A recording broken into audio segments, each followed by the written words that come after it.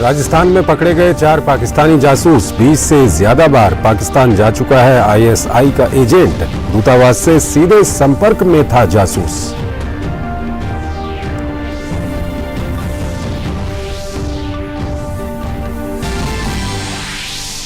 देश में पिछले 24 घंटे में कोरोना के 3000 से अधिक नए मामले, 1396 लोग स्वस्थ हुए। दिल्ली सरकार ने आज बुलाई स्वास्थ्य विभाग की बैठक। आज उत्तराखंड के दौरे पर केंद्रीय मंत्री अमित शाह गुरुकुल कांगड़ी विश्वविद्यालय के दीक्षांत समारोह में होंगे शामिल। बहुउद्देशीय सहकारी संस्थाओं के कंप्यूटरीकरण अभियान समेत सहकारी खेती जन सुविधा केंद्र और जन औषधि केंद्रों का करेंगे उद्घाटन।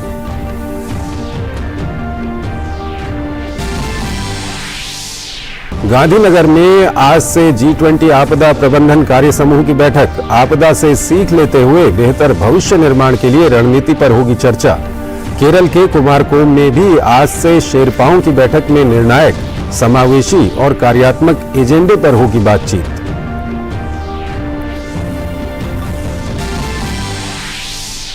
चंडीगढ़ में G20 देशों के कृषि कार्य समूह की बैठक में कृषि क्षेत्र की क्षमता बढ़ाने की जरूरतों और आगे की रणनीति बनाने पर फोकस। उधर मुंबई में व्यापार निवेश कार्य समूह की बैठक का आज आखिरी दिन।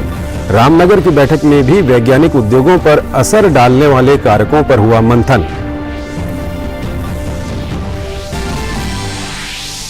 देश भर में आज महानवमी और राम जन्मोत्सव की धूम। श्रद्धा और उल्लास में डूबे लोग। अयोध्या के मंदिरों में लगा भक्तों का तांता।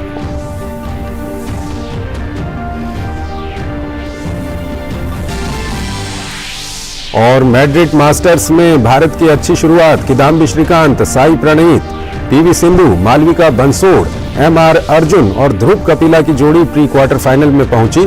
भारतीय खिलाड़ी आज राउंड ऑफ 16 में पेश करेंगे चुनौती।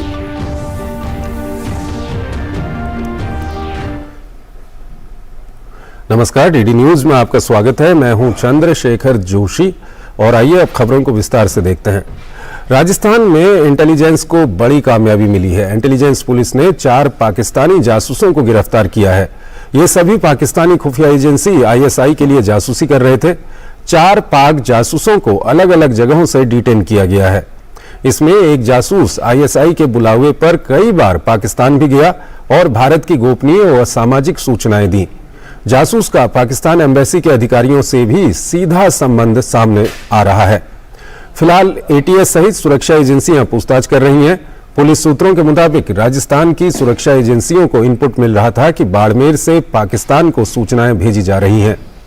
राजस्थान इंटेलिजेंस की सूचना पर जयपुर एसओजी टीम ने बीते 2 दिनों में अलग अलग जगहों से 4 संदिग्ध लोगों को पकड़ा है। पूछताछ के बाद चारों को एसओजी टीम जयपुर ले गई। जयपुर में एटीएस सहित अलग अलग सुरक्षा एजेंसियों ने गहनता से पूछताछ की है। एसओजी सूत्रों से जानकारी मिली है कि एक संदिग्ध रतन खान पाकिस्तानी खुफिया एजेंसी आईएसआई के लिए काम कर रहा था। सीमा पार लगातार देश की गोपनीय सूचनाएं भिजवा रहा था। 20 से ज्यादा बार पाकिस्तान की यात्रा कर चुका है। आरोपी की दिल्ली में पाकिस्तानी एम्बेसी के अधिकारियों से संपर्क होने की बात सामने आई है। आरोपी स्थानीय लोगों को पाकिस्तान खुफिया एजेंसी के लिए तैयार करता था, फिर उन्हें पाकिस्तान भी भिजवाता था। उस पर एजेंसियां लगातार निगाह रख रही थीं। जासूसी से संबंधी पुख्ता इनपुट मिलने के बाद एक दिन पहले उसे पकड़ लिया गया।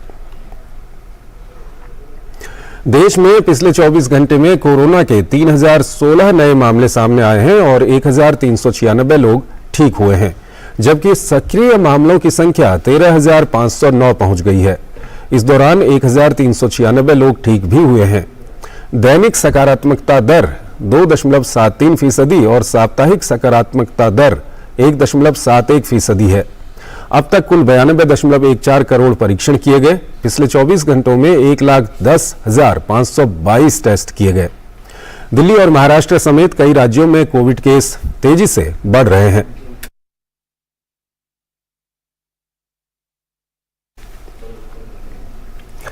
दिल्ली में कोरोना के बढ़ते मामलों को देखते हुए स्वास्थ्य मंत्री ने आज स्वास्थ्य विभाग से जुड़े अधिकारियों और विशेषज्ञ डॉक्टरों के साथ बैठक बुलाई है। और क्या कोविड होने के कारण हार्ट अटैक के केस बढ़े हैं और उनसे असमय मौत हो रही है? ये कुछ ऐसे सवाल हैं जिनसे आज हर किसी को चिंता में डाल दिया है। केंद्र सरकार इस दिशा में गंभीर है। स्वास्थ्य मंत्री डॉक्टर मनसुख मांडविया ने इस बारे में कहा है कि दिल का दौरा पड़ने से होने वाली मौत और कोविड के बीच संबंध का आकलन करने के लिए भारतीय चिकित्सा अनुसंधान परिषद ICMR की ओर से एक अध्ययन किया जा रहा है और इसके परिणाम 2 महीनों में सामने आएंगे। मांडविया ने कोविड-19 के बाद दिल के दौरे के कारण होने वाली मौतों की संख्या में वृद्धि को स्वीकार किया और कहा कि इस पर गंभीरता से चर्चा की गई है।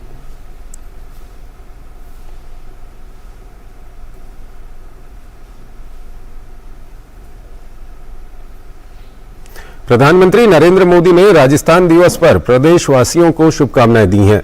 अपने ट्वीट में प्रधानमंत्री ने गौरवशाली विरासत से समृद्ध इस प्रदेश के चौतरफा विकास की कामना की है।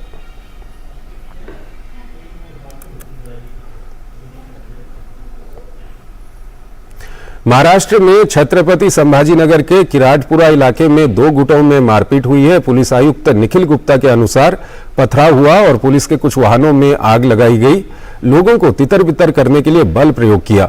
अभी स्थिति शांतिपूर्ण है। आरोपियों के खिलाफ सख्त कार्रवाई की जाएगी। जांच जारी है।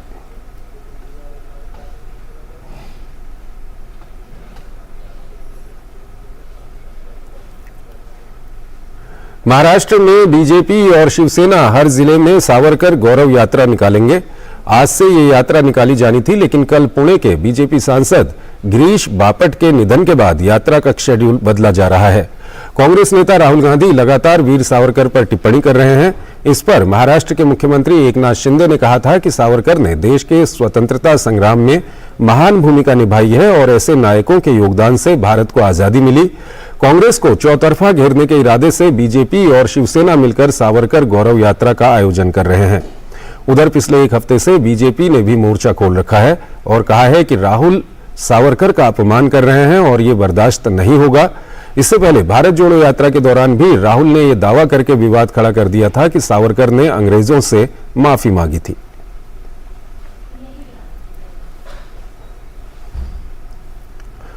गृह और सहकारिता मंत्री अमित शाह आज उत्तराखंड के दौरे पर होंगे। यहां वो कई कार्यक्रमों में शामिल होंगे।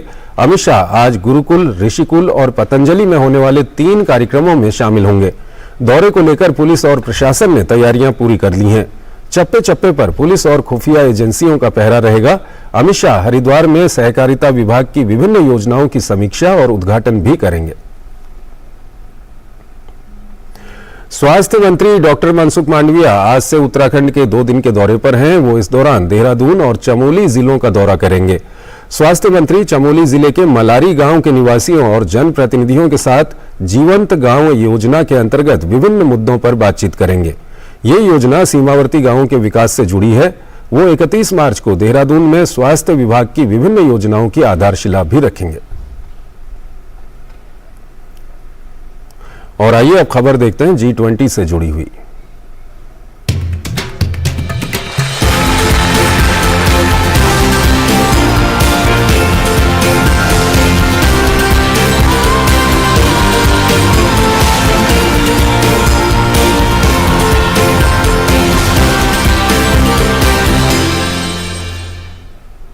भारत की G20 अध्यक्षता के तहत गुजरात के गांधीनगर में आज से G20 आपदा प्रबंधन कार्य समूह की पहली बैठक हो रही है। इस 3 दिवसीय बैठक में G20 सदस्य देशों, आमंत्रित देशों और विभिन्न अंतर्राष्ट्रीय और क्षेत्रीय संगठनों के 80 से अधिक प्रतिनिधि भाग ले रहे हैं। बैठक के लिए 5 प्राथमिकता वाले क्षेत्रों की पहचान की गई है, जिसमें सभी के लिए एक प्रारंभिक चेतावनी और आपदा जोखिम को कम करने के लिए आवश्यक वित्तीय सहायता शामिल है। ये बैठक वैश्विक समुदाय को एक साथ आने और आपदा से होने वाली तबाही के खिलाफ मजबूत कदम उठाने के लिए एक मंच प्रदान करेगी। गुजरात ऐसा पहला राज्य है जहां आपदा प्रबंधन के लिए कानून बना है। उन्होंने उम्मीद जताई कि G20 देशों के बीच आपदा प्रबंधन को लेकर हो रही इस बैठक से आपसी सामंजस्य और उससे जुड़े कई अहम नतीजे सामने आएंगे। The G20 working group on disaster risk reduction, which has been, the working group has been, as Mr. Taneja mentioned, formed for the first time, has identified mechanism for disaster response and will get better as one of the priorities. and I am sure all these reflections and other ideas in this program this evening will help us refining our policies, our approaches, and also the deliberations in the G20 working group meetings. And that is also a theme of this year's G20 event, One Earth, One Family and One Future. तो प्रधानमंत्री के प्रधान सचिव पीके मिश्रा को आप सुन रहे थे। और भारत की G20 अध्यक्षता के तहत केरल के कुमारकोम में आज से दूसरी G20 शेरपा बैठक हो रही है। 4 दिन की बैठक में G20 के सदस्य, 9 आमंत्रित देश और विभिन्न अंतर्राष्ट्रीय और क्षेत्रीय संगठन के 120 से अधिक प्रतिनिधि भाग लेंगे। बैठक में आर्थिक और विकासात्मक प्राथमिकताओं के साथ साथ समकालीन वैश्विक चुनौतियों का समाधान करने पर विचार विमर्श किया जाएगा। ये चर्चा नीतिगत दृष्टिकोण और ठोस कार्यान्वयन दोनों पर केंद्रित होगी। बैठक में विभिन्न शेरपा ट्रैक और वित्त ट्रैक बैठकों के परिणामों को आगे बढ़ाया जाएगा, जो सितंबर 2023 में नई दिल्ली में होने वाले G20 शिखर सम्मेलन में अपनाए जाने वाले नेताओं की घोषणा का आधार तैयार करेंगे। बैठक की शुरुआत 2 उच्च स्तरीय सह आयोजनों, डिजिटल पब्लिक इंफ्रास्ट्रक्चर और हरित विकास पर चर्चा के साथ शुरू होगी। बैठक में G20 प्रतिनिधियों के लिए एक व्यापक डिजिटल अनुभव भी प्रदान होगा।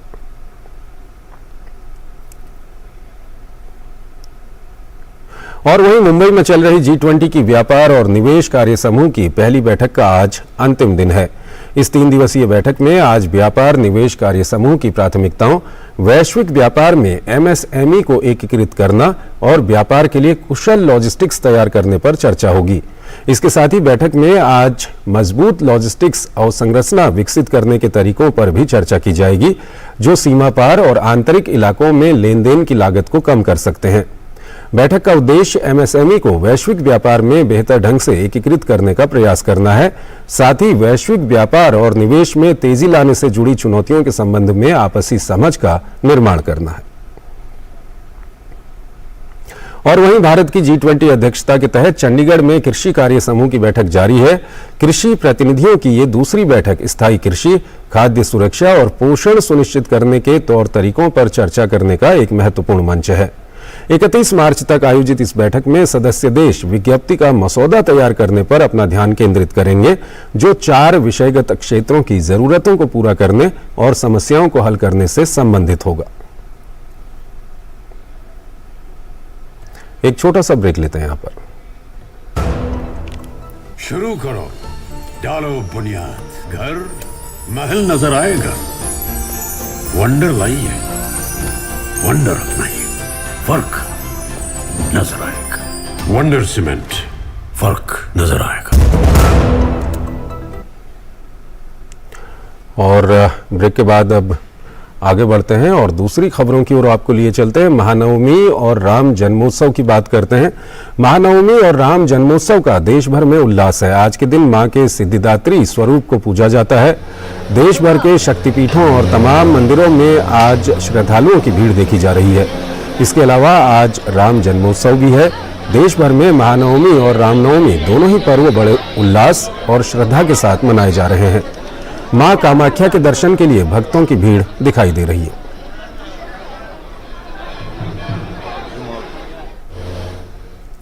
दिल्ली के छतरपुर मंदिर में आज विशेष पूजा की गई।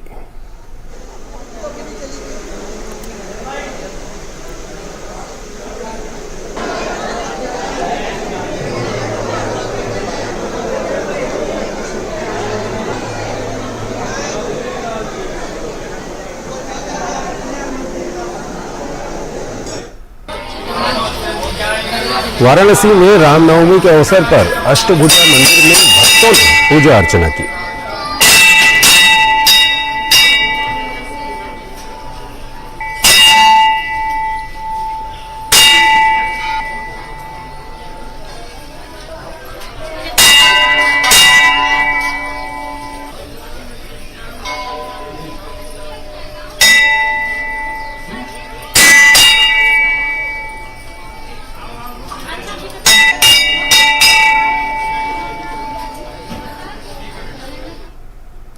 धार्मिक मान्यताओं के अनुसार आज के दिन भगवान राम का जन्म हुआ था, इसलिए इसे राम जन्म दिवस के रूप में मनाते हैं।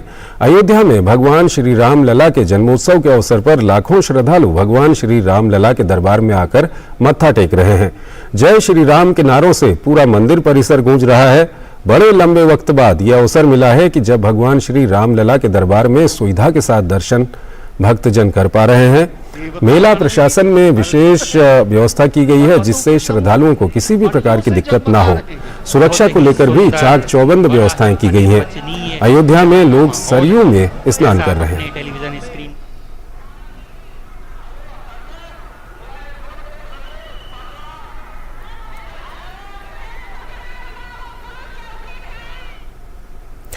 राम नवमी पर अयोध्या आने वाले श्रद्धालुओं को हेलीकॉप्टर से भगवान श्री राम से जुड़े स्थलों के दर्शन कराए जा रहे हैं। ये सुविधा आम लोगों के लिए 15 दिनों के लिए शुरू की गई है।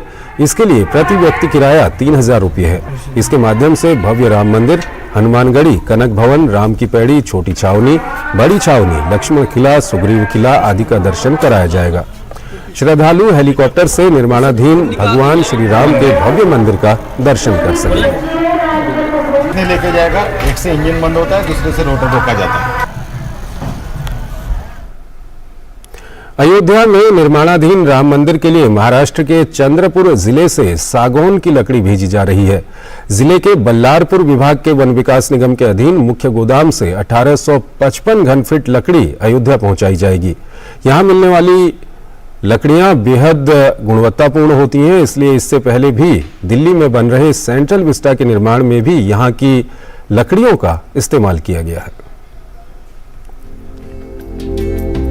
महाराष्ट्र के चंद्रपुर जिले में बल्लारपुर मध्य भारत का सबसे बड़ा लकड़ी बिक्री केंद्र है। हालांकि बल्लारपुर अब इसलिए भी चर्चा में है क्योंकि यहाँ के जंगलों से मिलने वाली सागौन की लकड़ी का उपयोग राम मंदिर के निर्माण के लिए किया जाएगा। बल्लारपुर विभाग के वन विकास निगम के अधीन मुख्य गोदाम से 855 घन फीट लकड़ी अयोध्या पहुंचाई जाएगी। इस लकड़ी को संशोधित कर अयोध्या में बन रहे भव्य राम मंदिर के गर्भगृह के उपयोग में लाया जाएगा। इसकी विशेषता मीन्स इसमें जो ग्रेन पैटर्न जो आता है वो सबसे अच्छा माना जाता है और इसमें कुछ अटैक कीड़ के और मतलब इसमें कुछ अटैक नहीं लगते और ये सालों साल उसकी जो ग्रेन पैटर्न है और जो उसकी शाइनिंग है वो कम नहीं होती। महाराष्ट्र वन विकास निगम के सहायक प्रबंधक गणेश मोटकर ने बताया कि देहरादून वन अनुसंधान संस्थान ने राम मंदिर ट्रस्ट को सिफारिश की कि चंद्रपुर और गढ़चिरौली में सबसे अच्छी गुणवत्ता वाली लकड़ी मिल सकती है। यह लकड़ी बहुत अच्छी किस्म की होती है। साथ ही दिल्ली में बन रहे सेंट्रल विस्टा के निर्माण में भी यहाँ की लकड़ियों का इस्तेमाल किया गया है। इन लकड़ियों को बड़ी धूमधाम से अयोध्या लेकर जाया जा रहा है। राम मंदिर के लिए भेजी गई सागौन की लकड़ी की पूजा के बाद पूरे क्षेत्र में शोभा यात्रा निकाली गई। इस शोभा यात्रा में कई नागरिक भी शामिल हुए। यहाँ के लोग भी खुश हुए कि राम मंदिर निर्माण में चंद्रपुर की लकड़ियों का इस्तेमाल किया जा रहा है।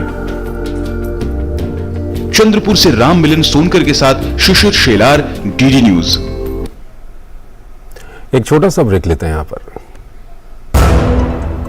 शुरू करो, डालो बुनियाद, घर महल नजर आएगा। वंडर लाइए, वंडर अपनाइए, फर्क नजर आएगा। वंडर सीमेंट, फर्क नजर आएगा। स्वागत है आपका ब्रेक के बाद। प्रधानमंत्री नरेंद्र मोदी ने अपशिष्ट जल प्रबंधन के लिए 2022 में जापान के प्रधानमंत्री फूमियो किशिदा के साथ एक सहयोग ज्ञापन पर हस्ताक्षर किया था। एक साल बाद राजधानी सहित कई राज्यों में वाटर ट्रीटमेंट प्लांट लगाए जाने का लाभ देश को मिल रहा है। डीडी न्यूज की टीम ने दिल्ली में जापान की जोहकासो प्रणाली के माध्यम से विकेंद्रीकृत सीवेज उपचार संयंत्रों में से एक को देखा और संयंत्र के काम को समझने की कोशिश की। पेश है हमारे संवाददाता तापस भट्टाचार्य की ये रिपोर्ट। जल ही जीवन है और ये बात 21वीं सदी में खास तौर से महत्वपूर्ण हो जाती है। भारत जैसा देश जहां पे करीब 4% फ्रेश वाटर है और 16% से ज्यादा जो विश्व की आबादी है वो रहता है, यहाँ पे इसका महत्व और भी ज्यादा बढ़ जाता है। और आज हम बात करेंगे वेस्ट वाटर ट्रीटमेंट की, किस तरीके से पानी को फिर से एक बार यूज किया जा सकता है, कैसे उसकी जो यूसेज है वो बढ़ाई जा सकती है। और इस पे बात करने के लिए मेरे साथ मौजूद है कमल तिवारी, जो कि डायरेक्टर है, सीईओ है डाइकी एक्सेस इंडिया के। और 2022 में भारत और जापान ने एक एमओसी साइन किया था और उसके बाद से ये कंपनी भारत में आके वेस्ट वाटर पे बेहतरीन काम करी। प्रधानमंत्री जी के नेतृत्व में 2022 में ये एक मेमोरेंडम ऑफ कोऑपरेशन साइन हुआ है, जिसके अंदर में ये रूपरेखा निर्धारित की गई है कि कैसे जापान के एक्सपीरियंस को भारत में लागू किया जा सकता है, चाहे अवेयरनेस क्रिएट करना है या टेक्नोलॉजी का प्रचार प्रसार है या क्या यहाँ के मापदंड होने चाहिए या मैन्युफैक्चरिंग कैसे सेटअप होना चाहिए या उसकी सर्विस और इकोसिस्टम कैसे क्रिएट होगा, ये बेसिकली उसके अंदर निर्धारित किया गया। और ये बेसिकली करार जो है वो जोकासो टेक्नोलॉजी के ऊपर है। जोकासो एक जापान की टेक्नोलॉजी जिसका सिंपल मतलब है प्यूरिफिकेशन टैंक या एक ऐसा टैंक जो गंदे पानी को साफ करता है। ये पानी जोकासो टेक्नोलॉजी से आ रहा है, तो ये किस तरीके से यहाँ पे मदद कर रहा है और वेस्ट वाटर मैनेजमेंट में कैसे इसकी इम्पैक्टफुल है? अगर हम सामान्य तौर पर समझे तो जो गंदा पानी जो हम घर में जब पानी को यूज करते हैं उसके बाद में जो पानी जनरेट होता है वो गंदा पानी माना जाता है। जैसे एग्जांपल के लिए किचन से जो पानी यूज करने के बाद निकला या आपके नहाने के बाद या आपके कपड़े धोने के बाद में या टॉयलेट से जो पानी निकला उसको टेक्निकल टर्म्स में ग्रे एंड ब्लैक वाटर बोलते हैं। वो पानी अभी की परिस्थिति में हम डायरेक्टली कहीं ना कहीं छोड़ देते हैं, जो पर्यावरण की समस्या पैदा करता है, पानी वो जो है किसी काम में नहीं आता है और सिमिलरली सैनिटेशन प्रॉब्लम वो क्रिएट करता है। जब हम इस पानी को यूज़ करते हैं तो हम उतना ही फ्रेश वाटर सेव कर सकते हैं। जैसे एग्जाम्पल के लिए ये जो प्लांट है ये करीब उतना पानी पर डे सेव करता है फ्रेश वाटर जितना कि 50 फैमिली के पर डे के कंजम्पशन के बराबर है। ये एक प्लांट है, इसका कितना कैपेसिटी है इसको चेंज करने में वेस्ट वाटर से यूजेबल वाटर में? जी, तो इस प्लांट की कैपेसिटी 25 KLD या 25,000 लीटर पर डे प्यूरिफिकेशन की है और वो अगर आप देखेंगे तो साल भर में वो 24 आवर्स चल सकता है, तो साल भर में करीब 9 मिलियन लीटर पानी वो सेव करता है। और कौन से स्टेट्स में आप जा रहे हैं, कितने ओवरऑल इंडिया में आपने लोगों ने अभी तक इसको लगाया है? भारत सरकार के प्रयास की वजह से इसमें काफ़ी अवेयरनेस ऑलरेडी आई है और हमने अब दिल्ली के अंदर में करीब 50 ऐसे प्लांट पार्क में लगाए हैं।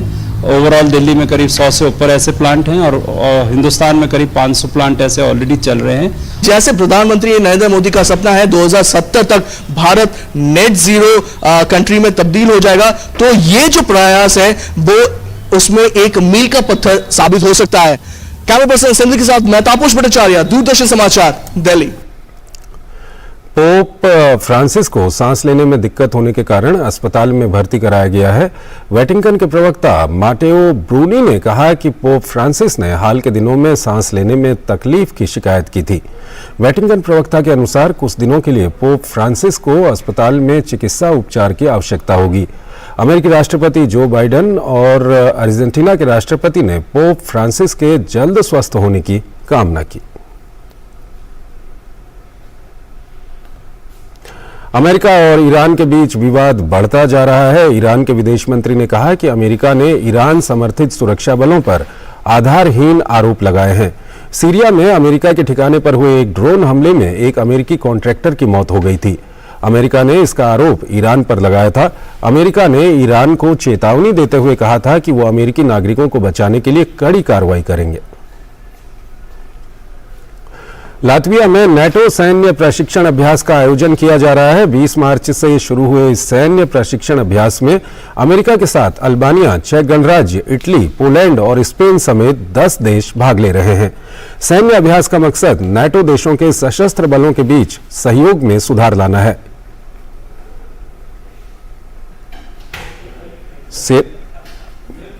सेना ने अभ्यास में मध्य श्रेणी की रक्षा प्रणाली को प्रदर्शित किया है।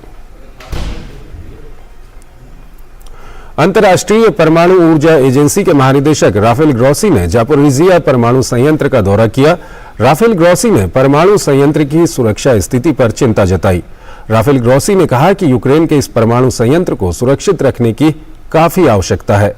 बता दें कि यूक्रेन में स्थित रूसी सेना द्वारा जापोरिजिया परमाणु ऊर्जा संयंत्र को अपने नियंत्रण में लेने के बाद दोनों देशों की तरफ से लगातार गोलीबारी की जा रही है।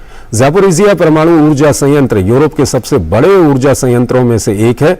इसमें विशाल बिजली उत्पादन की क्षमता है जो दीर्घकालिक ऊर्जा सुरक्षा को स्थायी रूप से सुनिश्चित कर सकती है। चिली में इंसान में बर्ड फ्लू का पहला मामला सामने आया है। बर्ड फ्लू का मामला मिलने के बाद चिली सरकार अलर्ट हो गई है। चिली के स्वास्थ्य मंत्रालय ने कहा कि एक 53 वर्ष के शख्स में बर्ड फ्लू की पुष्टि हुई है। मरीज में इन्फ्लुएंजा के लक्षण मिले हैं लेकिन हालात स्थिर हैं। चिली के स्वास्थ्य अधिकारियों ने दावा किया है कि पक्षियों या समुद्री जीवों से इंसानों में वायरस फैल सकता है, लेकिन ह्यूमन टू ह्यूमन ट्रांसमिशन का कोई संकेत नहीं मिला है। उत्तरी मैक्सिको में एक प्रवासी केंद्र में आग लगने की घटना के बाद विरोध प्रदर्शन तेज हो गया है। प्रदर्शनकारियों ने दोषियों पर जल्द कार्रवाई की मांग की। मैक्सिको के राष्ट्रपति ने कहा कि उनकी सरकार मानव अधिकारों के उल्लंघन की अनुमति नहीं देती है। मैक्सिको के अटॉर्नी जनरल के घटना की जांच अटॉर्नी जनरल ने शुरू कर दी है। बता दें कि अमेरिकी सीमा के पास स्थित इस प्रवासी केंद्र में आग लगने से 39 लोगों की मौत हो गई थी। और इस बुलेटिन में फिलहाल इतना ही। आप बने रहिए डीडी न्यूज के साथ। नमस्कार।